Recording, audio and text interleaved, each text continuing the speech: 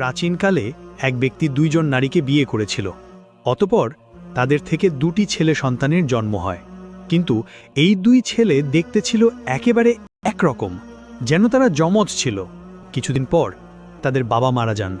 এরপর বাবার মৃত্যুর কিছুদিন পরে তাদের একজন মাও মারা যান। তখন একটি ছেলে পুরোপুরি এতিম হয়ে যায়। এই এতিম ছেলেটিকে তার সৎ মা লালন পালন করতে লাগলেন, কিন্তু তিনি নিজের ছেলেটিকে বেশি যত্ন করতে চাইতেন। কিন্তু যেহেতু দুই ভাই দেখতে ছিল একদম একরকম, তাই মা কোনোভাবেই তাদের মধ্যে পার্থক্য করতে পারছিলেন না। ফলে বাধ্য হয়ে দুজনকেই সমানভাবে আচরণ করতে হচ্ছিল। একদিন সেই মা একটা কৌশল বের করলেন নিজের ছেলেকে চিনে রাখার জন্য। তিনি অসুস্থ হওয়ার ভান করে বিছানায় শুয়ে পড়লেন এবং তার সামনে একটি সুচ ও সুতার রিল রেখে দিলেন। এই সময় দুই ভাই বাইরে পশুচারণে ব্যস্ত ছিল। যখন তারা ঘরে ফিরে আসে, তখন মায়ের নিজের ছেলে দৌড়ে মায়ের পাশে চলে যায় এবং বলে, আম্মা, তোমার কি হয়েছে? তুমি কি অসুস্থ? এমন সময় মা কিছু না বলে ছেলেকে কাছে টেনে নিলেন এবং সুচ ও সুতার রিলটি তার কানে গুজে দিলেন। এটি ছিল একটি গোপন চিহ্ন, যার মাধ্যমে তিনি নিজের ছেলেকে চিনতে পারবেন। এরপর থেকে সেই মা নিজের ছেলেকে বেশি যত্ন নিতে লাগলেন আর সৎ ছেলেটিকে অবহেলা করতে লাগলেন। তিনি যখন দুজনকে রুটি দিতেন, তখন নিজের ছেলেকে দিতেন ভালো রুটি আর অন্য ছেলেকে দিতেন খারাপ রুটি।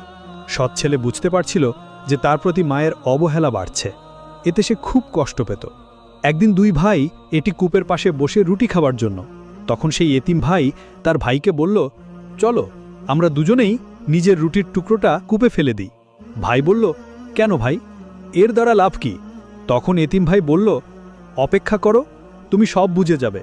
অতঃপর প্রথমেই এতিম ভাই তার রুটির টুকরো কূপে ফেলে দিল। তখন রুটির টুকরোটি পানির উপর ভেসে থাকল।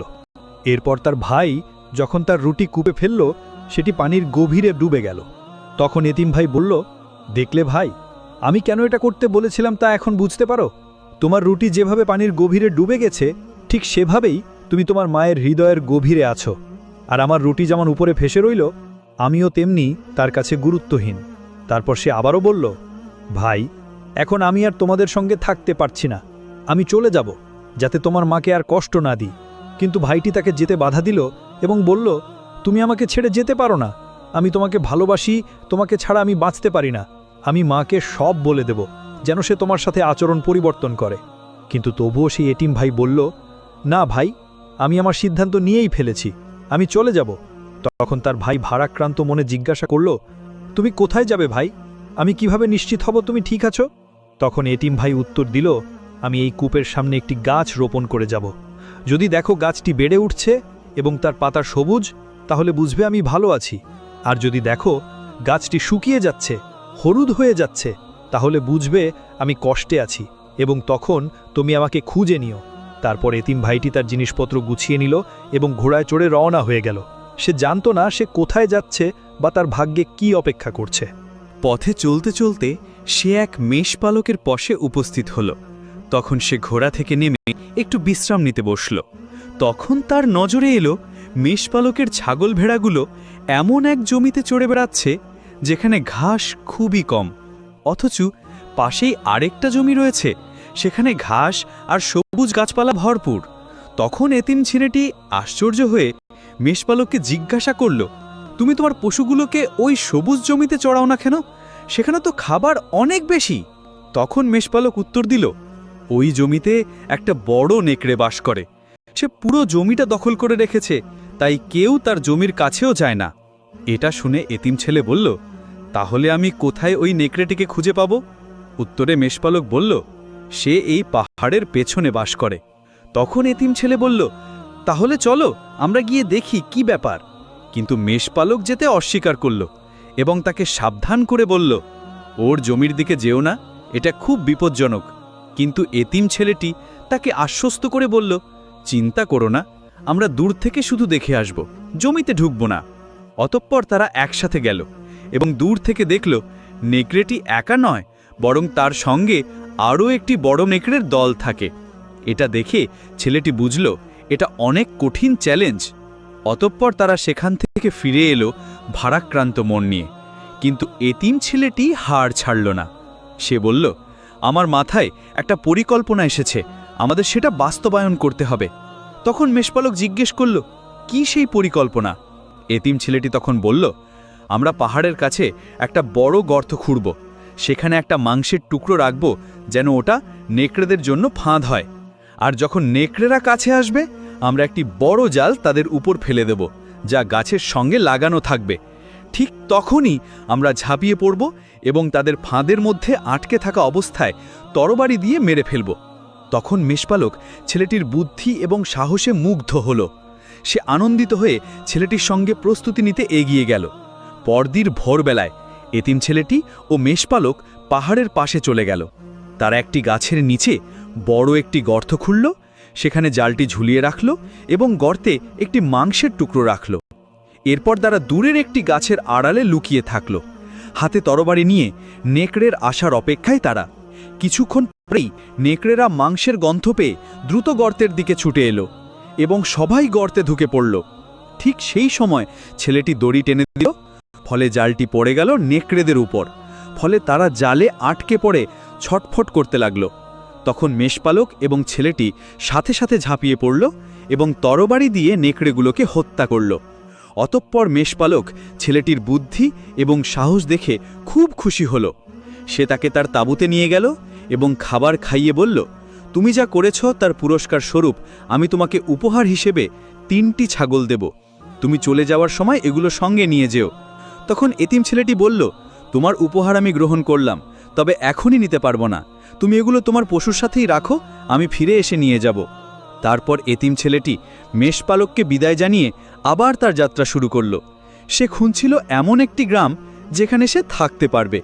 এতিম ছেলেটি খুশি ছিল, কারণ সে একজন মানুষের উপকার করতে পেরেছে এবং কারো জীবনে খুশির কারণ হতে পেরেছে। পথে চলতে চলতে সে এক দূরের গ্রাম দেখতে পেল, তাই সে সেই গ্রামে প্রবেশ করল। কিন্তু সে রাস্তার একপাশে একটি কূপ দেখতে পেল। কূপের পাশে একটি সুন্দরী মেয়ে বসেছিল এবং সে প্রচণ্ড কাঁদছিল। এই দৃশ্য দেখে ছেলেটি খুব অবাক হল। সে মেয়েটির কাছে এগিয়ে গিয়ে জিজ্ঞাসা করল, তুমি এভাবে কাঁদছ কেন? উত্তরে মেয়েটি বলল, এই কূপে একটি ভয়ঙ্কর সাপ বাস করে, যার 7টি মাথা। আমাদের পানি নিতে হলে একটা সর্প মানতে হয়, অর্থাৎ প্রতিদিন গ্রামের একজন মেয়ে নিজেকে এই সাপের খাদ্য হিসেবে উৎসর্গ করতে হয়। সে নিজেই কূপে ঝাঁপিয়ে দেয়, তারপর সাপ আমাদের পানি নিতে দেয়, না হলে আমরা এক ফোঁটা পানিও পাই না। আর আজ আমার পালা, আমাকে এখনই কূপে লাফিয়ে পড়তে হবে। এতিম ছেলেটি তখন বিস্ময়ে জিজ্ঞাসা করল, তোমরা কেউ কি চেষ্টা করনি এই সাপটিকে মারতে? মেয়েটি তখন বলল, আমরা চেষ্টা করেছিলাম। শুরুতে এর মাথা ছিল 3টি। পুরুষরা একটা মাথা কেটে ফেললে সেখানে 2টো মাথা বের হয়ে আসে।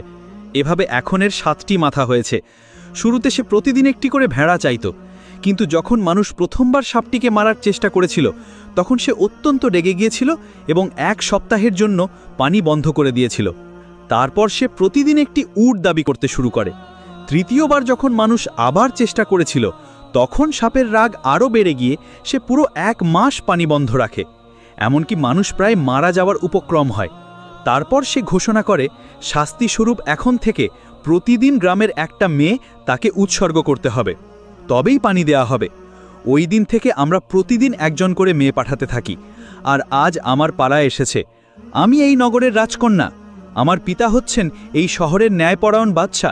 তিনি আদেশ দিয়েছেন আমি যেন কূপে যাই, যেমন সাধারণ পরিবারের মেয়েরা যায়, যাতে সবার প্রতি ন্যায্যতা বজায় থাকে। এটির কথা শুনে এতিম ছেলেটি খুব অবাক হলো। সে মেয়েটিকে বলল, ভয় পেও না, ইনশাআল্লাহ আমরা এর সমাধান বের করব এবং এই শহরকে এই ভয়ঙ্কর সাপের হাত থেকে মুক্ত করব। তখন মেয়েটি বলল, এর একটি সমাধান আছে, কিন্তু তা খুব কঠিন। তখন ছেলেটি বলল, বল, কি সেই সমাধান? মেয়েটি উত্তরে বলল, 7টি মাথার মধ্যে একটি আসল মাথা আছে। যদি আমরা সেটি কেটে ফেলতে পারি তাহলে সাপটি সঙ্গে সঙ্গে মারা যাবে। কিন্তু সমস্যাটা হলো, আমরা কিভাবে জানব কোনটি আসল মাথা?